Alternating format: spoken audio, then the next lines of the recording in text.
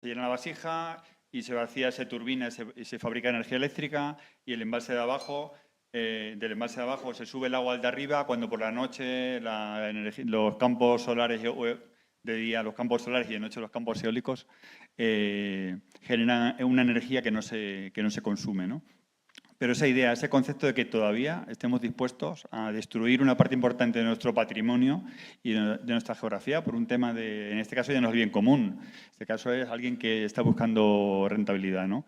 Y lo que decía María Ángeles, ¿no? Al final descubrí por casualidad cómo en los años 60 había un periodista que se había recorrido esa parte del río Cabrera, y escribió un libro que luego fue censurado.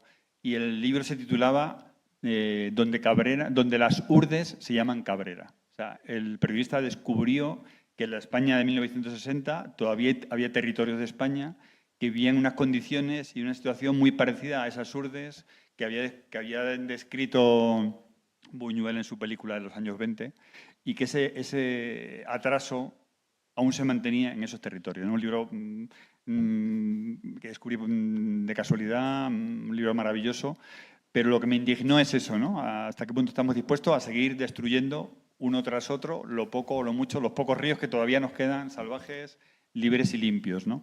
No sé si se ha encontrado con más ejemplos, más casos de más pueblos amenazados ahora que están en la cuerda floja de aprobar o no aprobar ese proyecto, ¿no?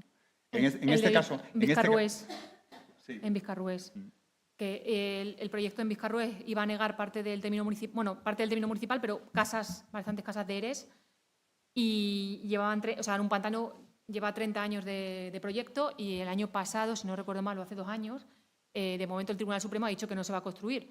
Y entonces el año pasado, o sea, nosotros fuimos a Vizcarrués 2017 o por ahí, y volvimos el año pasado que hicieron una fiesta de la victoria, ¿no? La ciudadanía llevan 30 años pues plantando cara a este proyecto, y se reunieron para celebrar la victoria, y entonces ahí fue cuando hicimos el rafting por el río Gallego. Pero entonces, ¿qué pasaría, no? Porque ese río ya en ese tramo no iba a ser río, iba a ser ahí otra vez un pantano. Entonces, pues eso, entender que iba a desaparecer, y también pues una pequeña victoria, ¿no? Celebrar, porque claro, la gente, imaginaos, la gente que lleva 30 años, van a destruir mi pueblo aquí en la cabeza, y al final con ese nubarrón aquí, pues parece que de momento, bueno, no sabemos si en algún momento puede ser que se retome, pero bueno, de momento están tranquilas, ¿no? Y fue también, pues, pequeñas, ¿no? Vas recopilando como casos muy diferentes y muy de contraste también. Sí, en este caso del río Cabrera, la gente que pregunté luego por ahí, la gente no lo veía más porque con mucha frecuencia en las zonas en las que se construyeron los embalses eran zonas en las que no había trabajo y había cierta pobreza. Entonces los embalses, la construcción de los embalses daban trabajo, ¿no? Y esa parte me gusta cómo lo habéis contado, ¿no? La parte de cómo daban trabajo y cómo la gente trabajaba, en qué condiciones, qué pasaba en esos trabajos, cuánta gente tuvo accidentes. Contáis el tema del salto del embalse de Torrejón Tietar, del accidente con el tubo de salida, y también el tema de Ribadelago, ¿no? Como al final, probando la vasija, al final pues se rompe un embalse lleno, anega un pueblo y muere medio pueblo, ¿no? Que ahí en Ribadelago sí hay un pequeño museo en el pueblo recordando el desastre de Ribadelago, cosa que no ocurre en Torrejón. Es curioso, en Ribadelago, que estuvo, por ejemplo, que hubo esa tragedia, te bañas y la sensación es muy rara cuando conoces la historia. Pero nosotros que estuvimos ahí, nos alojamos ahí, digamos, intentamos hacer de un turista más, preguntabas un poco a la gente y la historia ya no se conoce. Entonces es muy curioso esos olvidos que hay, ¿no? Como estás bañándote en un lago en el que debajo, teóricamente y no teóricamente, hay 100 y pico cadáveres, que es como, pues por lo que menos que saber la historia de que en el embalse de Ribadelago ahí ha sucedido eso, ¿no? Entonces, bueno, ¿sabes? Hay cosas duras también o paradójicas, sí.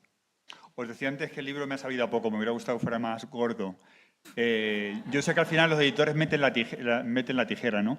¿Qué capítulos os ha quedado en el tintero? ¿Qué embalse o qué historia os hubiera gustado contar? Y a lo mejor lo contáis en otro libro, pero en este libro no ha salido.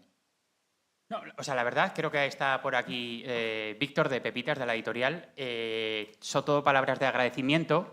Es cierto que joder, el manuscrito que dimos tenía mucho volumen, pero se ha mantenido, yo diría que el 98% está ahí.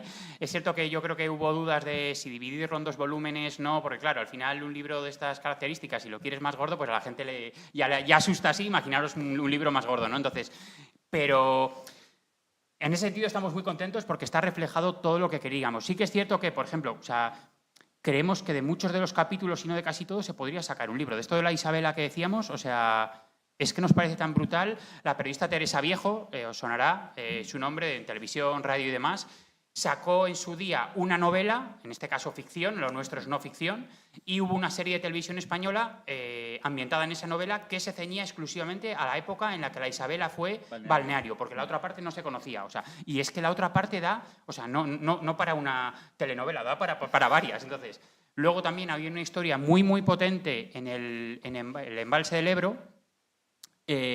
Por cierto, nos gusta hablar más de embalses que de pantanos. El pantano sería algo natural y el embalse es algo construido.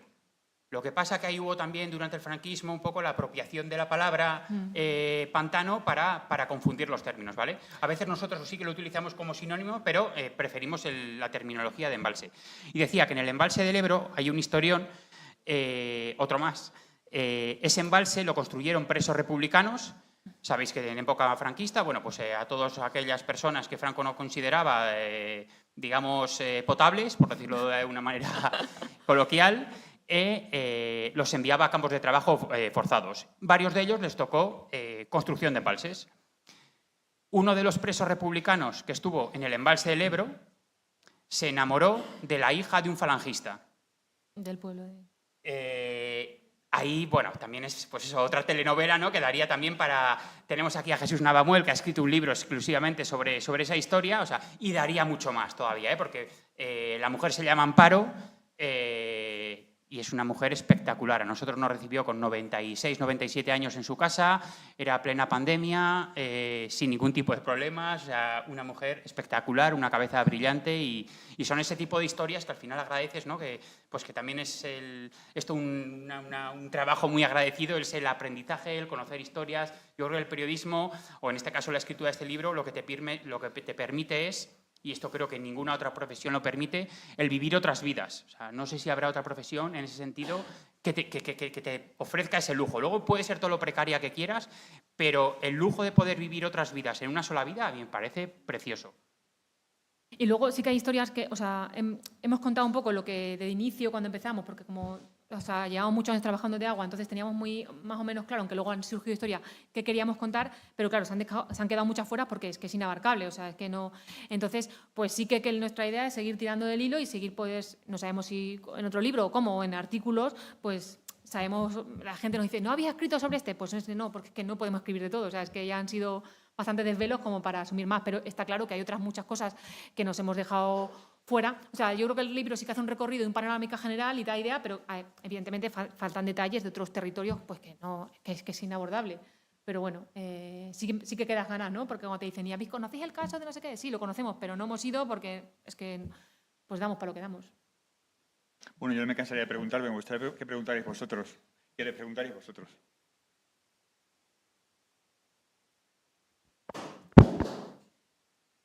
Pues, bueno, nosotros, como digo, escribimos de agua hace mucho tiempo, pues por diferentes circunstancias trabajamos como freelance de manera conjunta y por diferentes circunstancias empezamos a escribir mucho de agua y como a especializarnos, si se puede llamar así, de agua. Y hemos tenido la suerte o el privilegio de documentar historias en América Latina, muchas de resistencias contra hidroeléctricas o embalses que se están construyendo en estos momentos allí.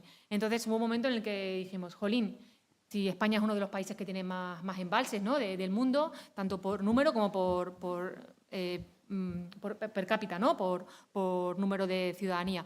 Y dijimos, jolín, ¿y qué pasó aquí? Entonces fue un poco ese interés de, vamos a lo que decía al principio, ¿no? Yo, pues mi parte del término municipal de mi pueblo se inundó, no el pueblo en sí, pero sí el término municipal, tierras de cultivo, entonces vamos a mirar cerca, ¿no? Que también hay historias. Y un poco fue ahí como empezamos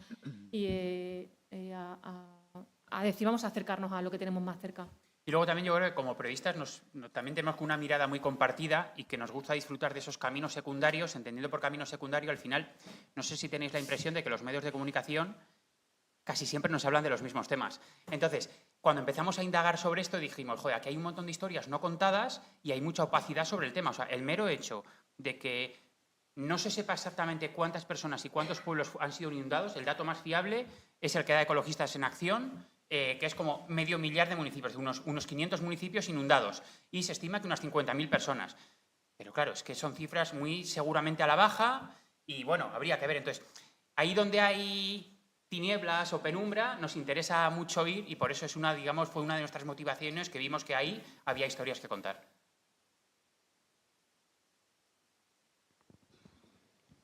Hola, muchísimas gracias. La verdad es que es apasionante escucharos.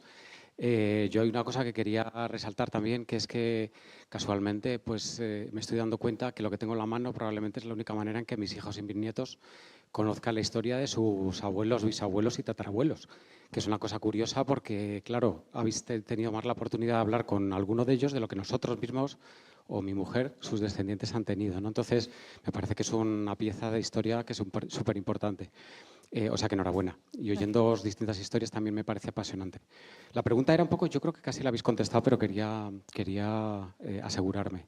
¿Vosotros seguís profundizando en el mundo que nos ha borrado el agua o también tenéis previsto indagar un poquito en todo el otro mundo rural que se nos ha ido, las tradiciones, las historias y tal?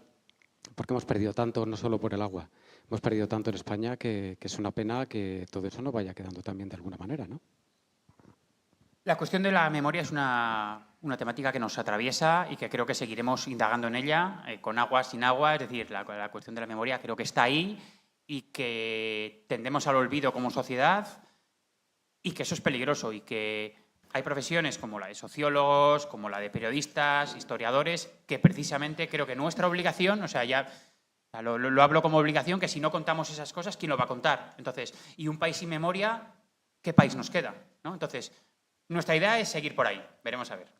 Sí, sí que hemos escrito también bastante sobre eso que se llama ahora mundo rural, que es el pueblo, ¿no? Yo creo que hemos hecho cosas, pasa que son temas que son muy difíciles de vender en los medios, ¿no? Lamentablemente. Entonces, muchas veces por nuestro empeño personal, igual que este libro ha sido por nuestras ganas y nuestro dedicar el poco tiempo que teníamos a hacer esto, pero sí que hemos hecho otros proyectos que igual no han tenido tanto eco mediático, pero también de documentar historias que están desapareciendo, como la transhumancia de ganado vacuno. Bueno, pues también ha sido una de las cosas más bonitas que hemos hecho, yo creo, ¿no? De acompañar a vacas por la Sierra de Gredos, ¿no? Entonces, bueno, siempre es un anhelo que tenemos ahí, pero es muy difícil, porque al final eso lo tienes que hacer en tu tiempo libre, con tu empeño, y luego a veces es difícil colocar, ¿no? Entonces, pero bueno, sí que es un poco una pequeña obsesión.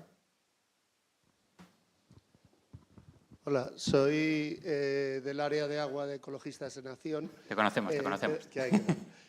Bueno, quería aportar unos datos que creo que son importantes, complementados. En primer lugar, este libro me parece que era necesario por la tragedia ambiental, humana y patrimonial que ha producido la construcción de grandes embalses en nuestro país.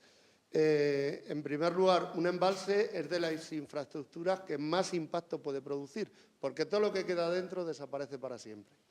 Así de simple. Es algo que se pierde para siempre. Entonces, en España hay 1.250 grandes embalses. Es el país de la Unión Europea con más embalses y el quinto del mundo. Y mirad que hay países grandes, por ahí. Pues es el quinto del mundo.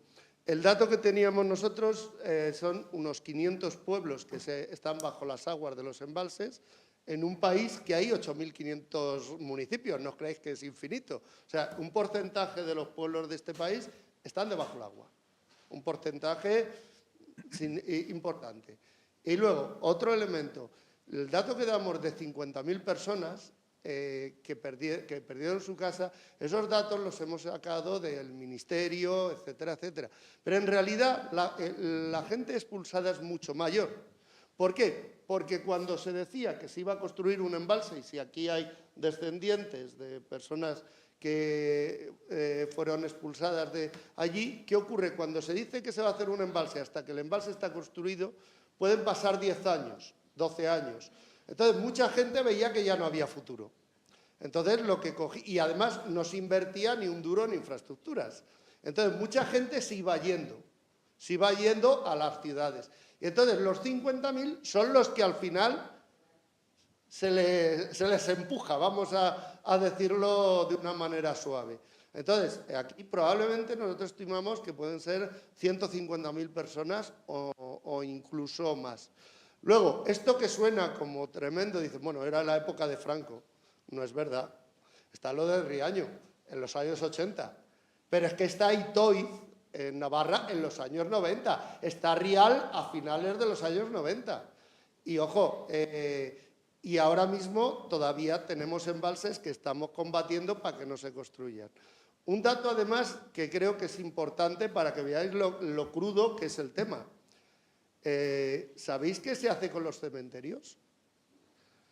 Con los cementerios había veces que se trasladaban las tumbas, pero otras veces lo que se hacía es que se echaba una plancha grande de hormigón sobre todo el cementerio y los muertos quedaban enterrados debajo del embalse, donde luego se baña la gente. Mira, estaban ahí y dice, bueno, eso era la época de la dictadura. Perdona, en el embalse de Rial, que se acabó en el año 2000, en Lleida, se cubrió el cementerio con hormigón. Entonces, y ahora en un embalse de Zamora, cuando baja mucho el embalse, van los descendientes a poner flores sobre una plancha de hormigón. O sea, fijaros eso lo que es de que tus abuelos estén debajo del agua, vamos a decirlo claramente. Y luego ya, también decir a nivel ambiental, a nivel histórico, hay un embalse que todavía está en construcción, que es el Mularroya en Zaragoza, donde ahí se eliminó un olivar dentro del vaso que había sido plantado por un grupo de judíos en el siglo XV, que habían sido expulsados de, no sé si de Zaragoza o similar. Eso se sigue haciendo. Y ahora estamos combatiendo para que no se construya dos embalses en León, Rial y Los Morales, que está la cosa que a ver si tenemos suerte y caen. Entonces, y ha habido embalses, y además muchos de ellos, por ejemplo, uno que conseguimos que cayera hace poco, Lastras de Cuéllar, en Segovia, estaba diseñado en 1903 y conseguimos que se derogara hace exactamente 2 o 3 años. O sea, fijaros cómo es el tema. Así que, nada, si hay aquí gente de eso, pues que sepáis que por lo menos algunos y algunas sí nos preocupa el tremendo drama social que ha habido y que no ha estado recogido en casi ningún libro, por lo cual este libro no es que sea interesante, es que era imprescindible. Muchas gracias. Muchas gracias, Santiago, por tus palabras, porque además sabemos todo el trabajo que lleváis a cabo desde Ecologistas, o sea que además es de agradecer. Tocabas varios temas muy interesantes. El de los cementerios, la cuestión de los cementerios, es una de las cuestiones que más toca a las personas y sobre todo a las mayores. Es claro, es que dicen, no, es que ahí dejé a los míos. Es que, ¿y dónde vas a poner los flores o dónde vas a velar? No, o sea, es que es muy, te toca mucho. Y luego se dan anécdotas como la chapuza que hicieron en Riaño, que es un pueblo con 5 cementerios, porque estaba el antiguo. Construyeron otro para, digamos, porque la cota del agua iba a subir, entonces el antiguo se iba a anegar. Calcularon mal la cota del agua hasta donde subía y tuvieron que hacer otro. Entre tanto, otro provisional, más otro de un poblado antiguo, de una población del Paleolítico, creo que era. Es decir, 5 cementerios para un mismo pueblo, que no estamos hablando de Madrid. O sea, entonces, ahí hay cosas muy curiosas, ¿no? Sí, también en el de Valdecañas, que la gente, cuando Valdecañas estuvo muchos años despoblado, fue romano, muchos años despoblado y luego se volvió a poblar en la Edad Media y empezaron a usar el cementerio antiguo y decían, para enterrar a un cristiano estamos desenterrando a otro cristiano, ¿no? Porque aparecían huesos de la época romana, pero enterraban, ¿no? Entonces, toda esa mezcla de cementerios están allí bajo las aguas de Valdecañas. Y el tema del cementerio, mucha gente, claro, imagínate que cogían el petate y se iban a otro pueblo a cientos de kilómetros, o sea, no podían volver. Entonces, no puedes volver a tu casa, pero es que eso, has dejado tu casa, pero es que has dejado a lo mejor a tus padres allí, ¿no? O a tu hermano o a tu hermana. Y ese tema siempre la gente más mayor era lo que más les tocaba. Y luego, entrando en la cuestión que decía Santiago de lo actual que es todo esto, hasta el punto de que uno de los grandes bulos ahora es que el gobierno se está dedicando a la destrucción de grandes embalses. Y se está instaurando eso como un mantra Pero ¿qué 200 grandes embalses? Si es que son a veces, la mayoría de las veces son azudes, pequeños. O sea, que al final lo que tiene que hacer un río es fluir y lo está impidiendo fluir, pero la gente, digamos, ¿no? se van agrandando las bolas y los bulos y es muy difícil también combatirlos. Sí, ahí podría dar una noticia primicia, ya que hay mucha gente de Valdecañas, y es que, bueno, pues la Confederación del Tajo por fin ha tirado un azuz abandonado, obsoleto, que no servía para nada, que impedía que un pequeño río tuviera conectividad y pudieran subir los barbos a desovar, y entonces ha tirado el azuz que había en el puente del Bujo, el azuz del molino, si lo conocéis, pues eso ya no existe, lo han quitado y ya el río puede fluir de forma natural y los peces ya pueden volver a subir como subían hace millones de años. Sí hay peces, yo voy mucho y hay peces.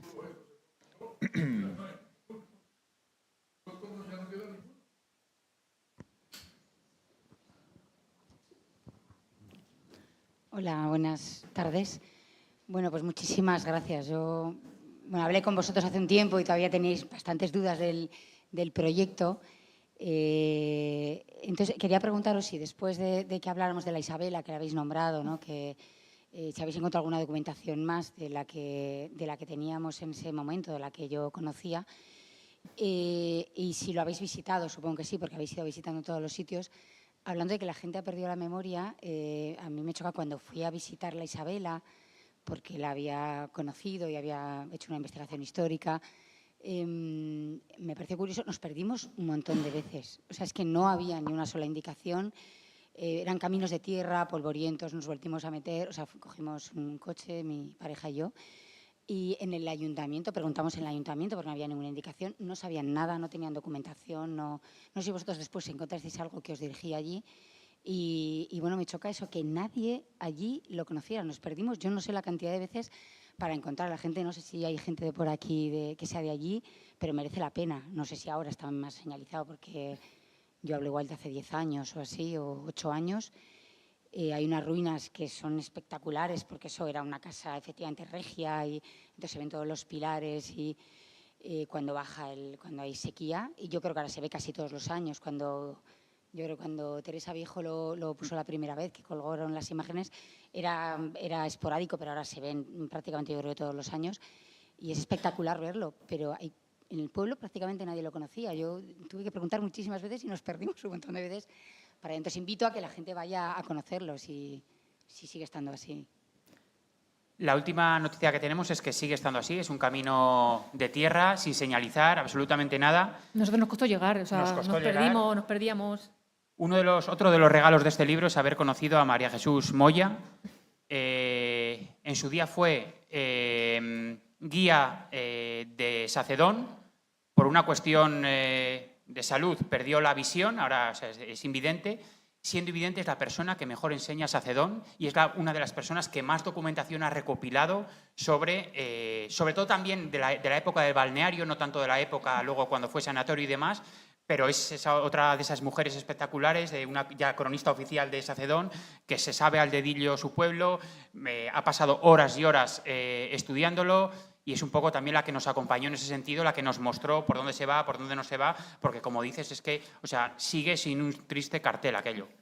Y documentación en los archivos de la época, como decíamos, había pues algunas facturas y así firmadas por Eduardo Slocker, pues de gastos, como documentación más administrativa. Y luego había algunas fichas de personas que fueron internadas, pero eran como solamente de niños y niñas que fueron al final, pero muy poco. O sea, como al fin, de hecho ya cuando había acabado la Guerra Civil que los mandaron temporalmente allí. Y luego quien nos ha pasado fue Martí Alay, ¿no? Un doctor de Guadalajara que conoció a Varela de Seijas y tenía documentación que le había pasado él y alguna carta escrita. Entonces, es lo más... Pero, o sea, documentación oficial no hay nada. Del archivo, aquí de Madrid, los nombres de personas... Sí.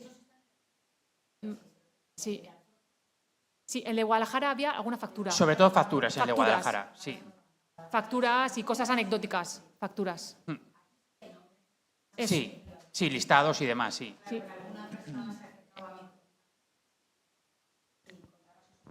Claro. Yo vengo de otro campo completamente diferente, pero la tragedia de esto que habéis contado, fue un sanatorio psiquiátrico, concretamente. Sí. ¿Vale? Es que no sé si lo habíais al final dicho. Entonces, la tragedia fue que del Hospital Provincial de Madrid, lo que hoy es el Reina Sofía, que era el Hospital Provincial, cuando estalló la guerra, claro, hubo muchísimos heridos porque era frente de guerra, entonces tuvieron que desalojar porque había muchísimos heridos de guerra. Entonces, las salas del Hospital Provincial se utilizaron para eso y los enfermos crónicos los sacaron. Y como siempre, los enfermos mentales, que han sido muy marginados, pues sacaron a los enfermos mentales y, entre otros lugares donde los llevaron, a uno fue al sanatorio psiquiátrico de la Isabela. Fueron también a Alicante, Almería. Bueno, es increíble los viajes de enfermos mentales de Madrid por toda la costa, porque como era la única zona republicana que quedaba, pues fueron hacia la costa valenciana y luego llegaron a Almería incluso. Pero bueno, a lo que iba. Hay personas que se han acercado a mí porque me han preguntado que desapareció, que su familia, sabían que tenían un familiar hospitalizado, enfermo mental, y que no han vuelto a saber nada de ellos, porque algunos acabaron falleciendo en Guadalajara, en Almería, y algunos de ellos hemos localizado en Guadalajara. Entonces, ahí, por ejemplo, es una tragedia también importante porque los enterraron ahí, claro, se quedaron ahí durante la guerra civil. En Guadalajara, en documentos administrativos, burocráticos, de sueldos, facturas y, de gestión económica, básicamente. Listas de pacientes como tal, creo que fue en Alcalá, ¿no? O en el de Palacio. No, fue en el de Madrid, en la Comunidad de Madrid. En Madrid, sí. Sí. En el de la Comunidad de Madrid. Sí, en ese fue, sí. Ese. Sí. Y luego digo, como casos como el de Martialá y casualidades como el encontrarse con un psiquiatra que en su día estuvo allí, estuvo vinculado a Eduardo Varela de Seijas y demás, que al final, en este caso, este hombre quiso hacer una tesis doctoral, entonces tenía gran cantidad de documentación y fue también súper generoso con nosotros y es que nos dijo, esto sí, me acuerdo que decía, quedároslo si queréis y no, si es que son documentos originales, quédatelo tú, pero déjanoslo ver, ¿sabes? Hacemos una foto y sí. ya. Yo quería saber si en todas vuestras entrevistas encontrasteis a alguien que recibiera la carta, el informe donde le decían tiene que vendernos su tierra o vamos a quitarle su tierra. Y ¿me habéis escuchado? Sí. Bueno, yo pregunto, si, para que lo escuchen ellos también, si habéis encontrado en todas vuestras entrevistas a alguien que recibiera esa orden de desalojo y de compra o de expropiación forzada, porque no había ninguna otra posibilidad. O sea, era expropiación forzada y punto. Mira, allí Jesús tiene... Jesús. Claro, hay casos en los que sí que está muy documentada, ¿eh? Hay mucha gente que sí que ha recibido esas cartas. En otros casos no, en otros casos te echaban a patadas, pero, por ejemplo, en el Ebro sucedió, si no me equivoco, en Jánovas también ha habido bastante papel. Claro, lo que pasa es que nuevamente volvemos al divide y vencerás. Las familias tenían que, digamos, negociar una por una con la empresa de turno o con la autoridad de turno y no se podían agrupar, que eso también tiene sus...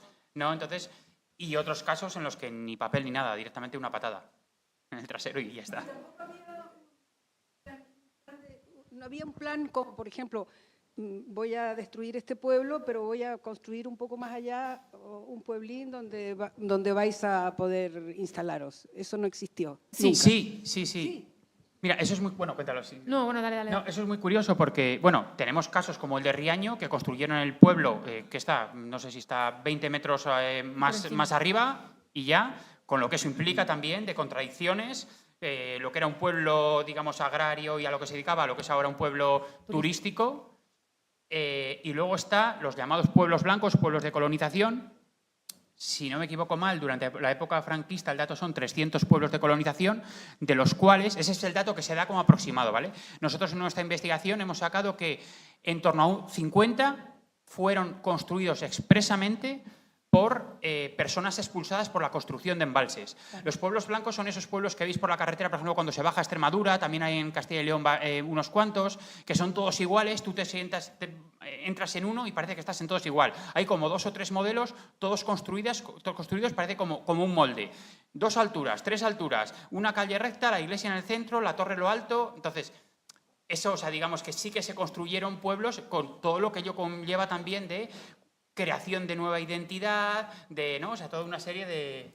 Mañana vamos a Cascón de la Nava, que es un pueblo de Palencia, en el que hay gente de 11 pantanos, o de 5, bueno, no recuerdo ahora, de 6 pantanos diferentes, tanto de León como de Guadalajara, y claro, en muchos casos venía gente de las montañas de León, a una llanura, a un páramo, imaginaos en Palencia, en el que no hay horizonte, ¿no? Viniendo de zona de montañas, de valles, de cuestas, de bajadas, a una zona llana y en una zona en la que se secó un lago que había para hacer el pueblo. Es decir, a ellos les inundaron el pueblo con agua y ahí para instalarlos tuvieron que desecar un lago para poder construir el pueblo nuevo y un pueblo, claro, que estuvieron sufriendo muchos años con mosquitos, porque claro, era una zona húmeda, entonces había muchísimos mosquitos, tuvieron muchos problemas, claro, el cultivo de montaña no tiene nada que ver con el cultivo de ahí, tuvieron que aprender otra forma de trabajar la tierra y trabajar tierra que nunca se había trabajado, o sea, tuvieron que empezar de cero, pero de cero literal, porque los primeros años era muy difícil sacar producción porque era un lago desecado hasta que la tierra da sus frutos, entonces fue como un cambio y luego pues llegó gente con sus dramas de varios pantanos que cada uno en una zona y bueno, pues eso está en Palencia, mañana vamos allí y la gente habla pues eso de que los primeros años fueron muy duros no solamente el cambio de horizonte, sino la tierra y que desecaron una laguna para hacer este pueblo, ¿no? Y una vez más, no son casualidades, todo responde a una estructura en este caso, de ordenación del territorio, igual que se ordenaba la geografía, se ordenaba a las personas, se las estructuraba, se las metía en cajones y así funcionaba un poco, era como se iba sacando o como se pretendía sacar el país adelante.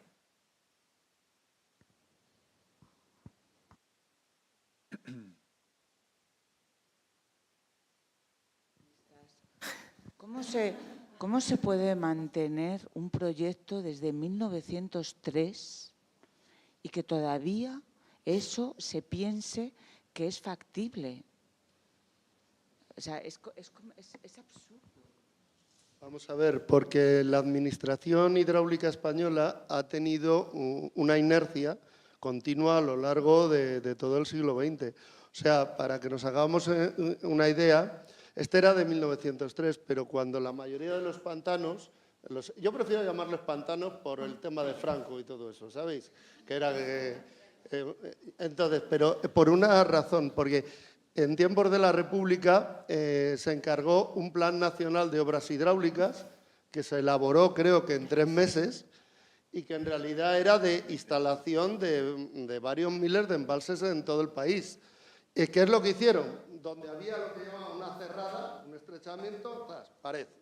Eso es lo que fue. Pero ese, que era un plan que estaba, hecho en 1934, creo que fue, en el 34, sorprendentemente fue el plan que después de la Guerra Civil fue el de cabecera del Ministerio de Obras Públicas.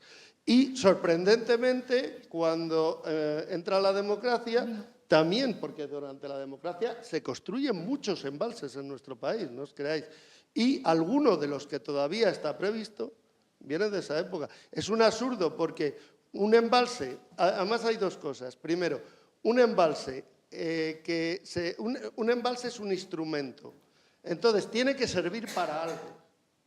Entonces, el problema que hay es que para las necesidades de 1903, pues no tienen nada que ver con las necesidades de 2023, que fue cuando este embalse ya fue definitivamente cerrado. Entonces, y por eso, ¿qué ocurre? Esa inercia, o sea, que te lo plantearan como proyectos de 70, 80 años antes, ha hecho que en España existan bastantes embalses que no sirven absolutamente para nada.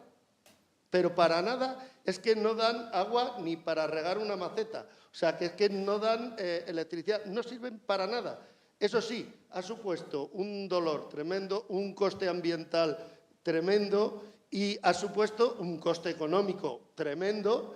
Y son embalses que a los únicos que ha beneficiado es a las empresas constructoras, en su mayoría constructoras pertenecientes pues, a los que ganaron la guerra, para ser más claritos. Entonces, eso es lo que hay. Y algunos de esos proyectos todavía colea, y estamos, por ejemplo, el de Alcolea en Huelva, intentando tirarlo abajo, o sea, evitar que se construya, y algunos otros que tenemos todavía ahí, que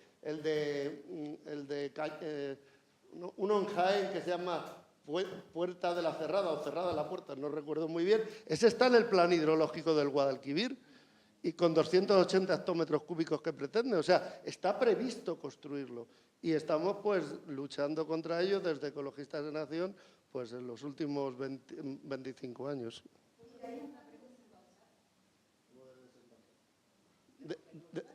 Solo, vamos a ver, son pequeños azudes, o sea, no se están eliminando embalses grandes. O sea, un gran embalse es aquel que tiene, es que está definido en la normativa, aquel que tiene más de 15 metros de altura de base o más de 500 metros de longitud de muro. Eso es un gran embalse. Pero por debajo de eso existen miles.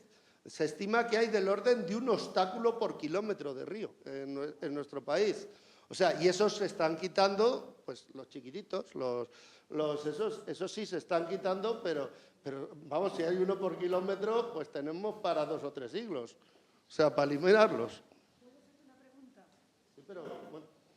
Simplemente, ¿cómo es que persisten todavía en la idea de seguir construyendo pantanos si la lluvia cada día es menor?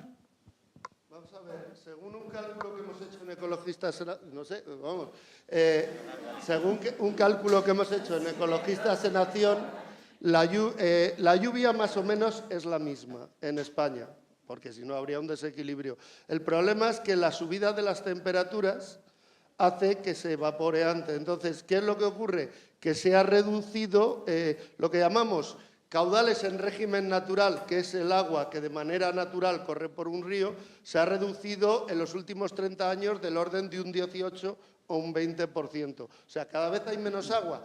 Eso, aunque llueva lo mismo, hay menos, porque a ti la que te interesa no es la que se evapora, sino la que tienes en el embalse o en el acuífero. Entonces, tenemos menos. ¿Qué ocurre? Eso significa que la capacidad de regulación, la misma capacidad de embalse, es mayor, está aumentando, como si hubiera más embalses. Pues ahora mismo la capacidad de regulación es mayor porque tenemos menos agua. Y ya. Bueno. Perdón. Santiago, siéntate aquí.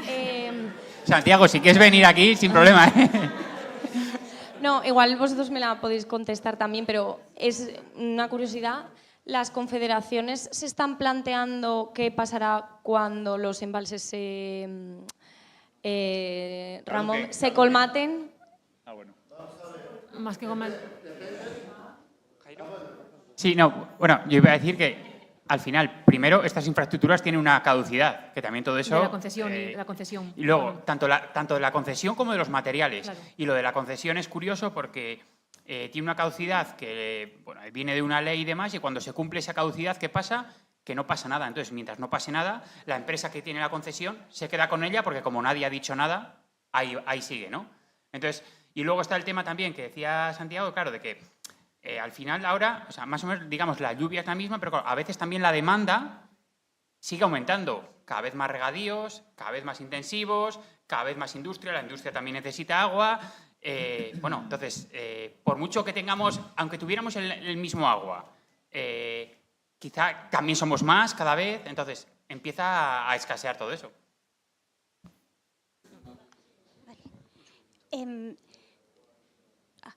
Sí, si no me equivoco, la agricultura se lleva el 80%, ¿no? 80 y pico. 85. Y que, por supuesto, tenemos que comer, pero hay que ver qué tipos de agricultura y qué tipos de regadío, porque no solamente existe el intensivo, hay otros tipos de regadío. Por ejemplo, en la huerta de Murcia se están perdiendo, antes hablábamos de cuestiones tradicionales y de cultura y demás, en la parte de Murcia se está perdiendo mucha cultura de regadíos precisamente porque solamente se apuesta por un tipo de regadíos, el intensivo. También en Granada se están recuperando regadíos tradicionales de la época árabe, que es como cultivan el agua, ¿no? Hacen un recorrido que en su recorrido desde Sierra Nevada van regando y nutriendo acuíferos, entonces es otro manejo del agua, de otro tipo de regadío no intensivo, sino que también genera beneficio y se están recuperando en Granada algunos, y también creo que en La Vera hay un proyecto de intentar recuperar algunos regadíos tradicionales que tenían otra forma de trabajar y también, ¿no?, de cultivar la tierra. Yo iba a preguntar, cuando antes has dicho, ¿no?, como lo difícil que es también que salga en medios algunos temas, pues eso, de estos relacionados con el agua, también con la memoria a veces. El proceso con la editorial, vosotros sí que llegasteis, o sea, como que teníais ya el libro escrito y no sé si he llegado un pelín tarde y no sé si lo habéis comentado al principio, pero eso, como pues por saber un poco si tenéis ya el libro y se lo comentáis a esta editorial, o cómo fue ese proceso.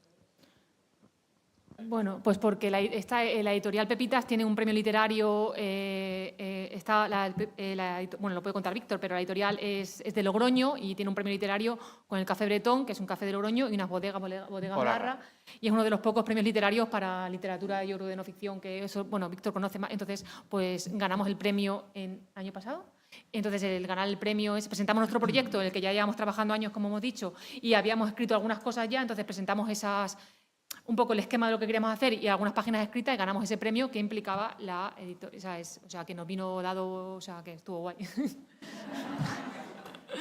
No sé si Víctor puede completar algo más, si hay algún premio más así pero bueno. Vale. Hay algún premio más, pero la particularidad es que es premio beca. Entonces, se premia al proyecto y entonces está dotado con un dinero para poder desarrollar el proyecto.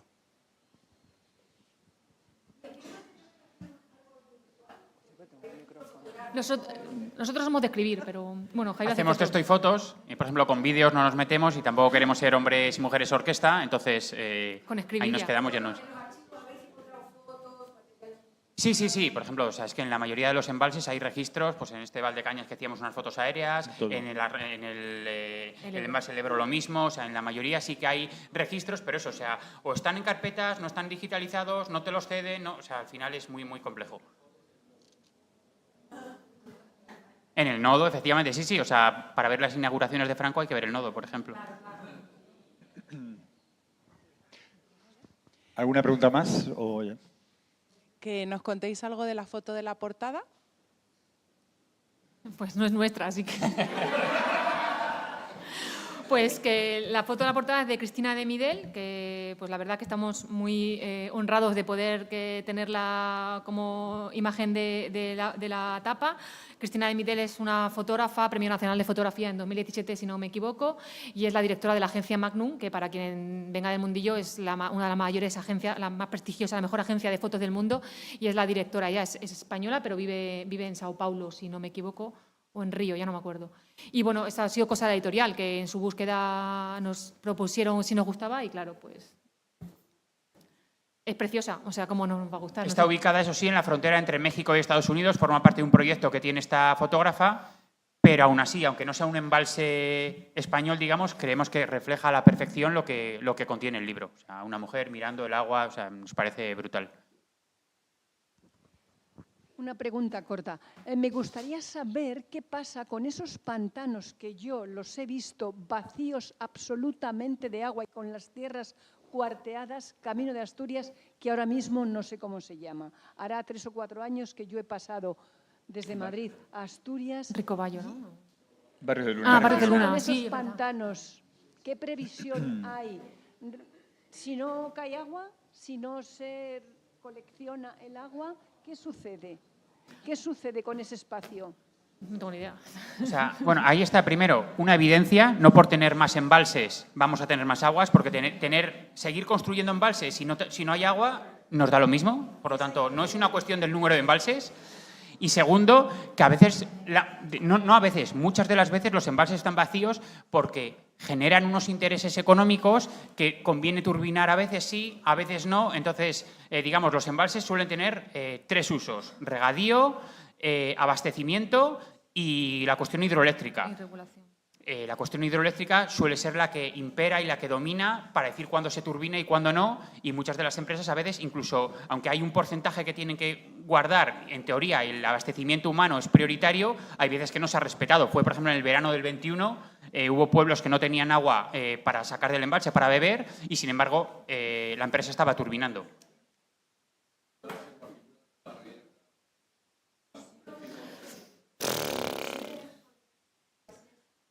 Pues es que tampoco, o sea, en este caso en el libro nos centramos más en el pasado que en el futuro, de cuestiones de futuro como del fin de las concesiones. Hemos trabajado en otros trabajos previos, pero justamente pues las previsiones, no sé decirte, seguro que a lo mejor Santiago quiere aportar algo.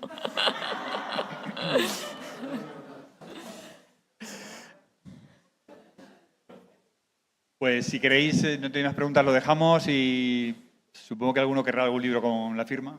Muchísimas gracias por venir.